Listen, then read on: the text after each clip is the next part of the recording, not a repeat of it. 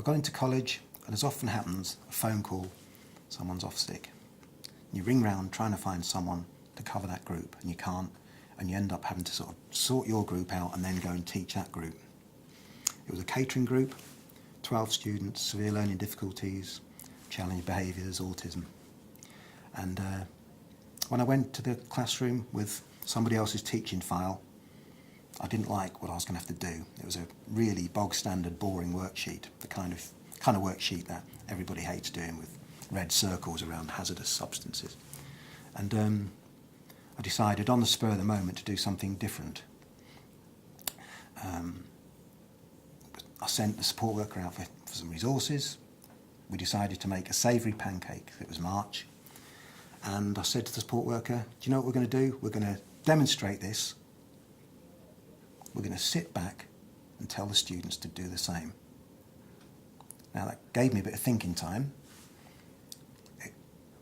It meant I wasn't in such a panic as to what to do with the students, but unfolding in front of me was this marvellous chaos, actually watching the students do what they were asked to do without any support.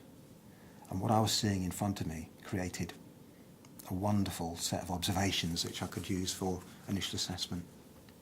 Having made our savoury pancake, our beautiful savoury pancake in 20 minutes, I sat down with Norma and said, don't move, we're going to watch them. 12 students using 6 ovens.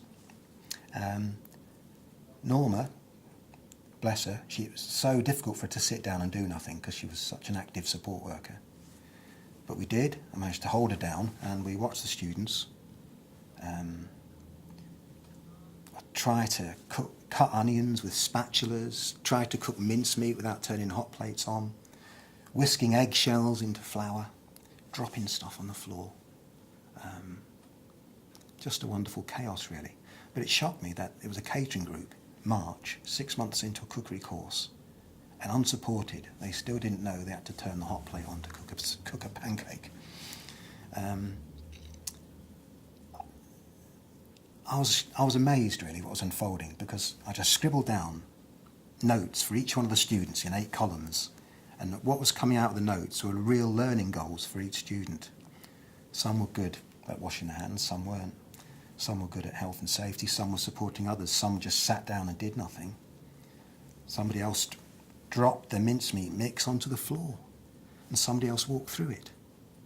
And that same person wiped their trainers with a tea towel.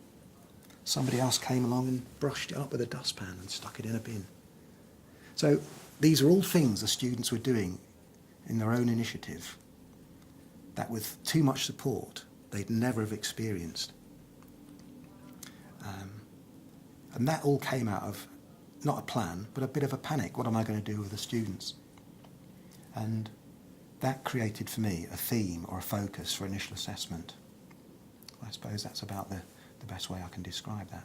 It's a simple fact, I think, in all the years I worked in further education.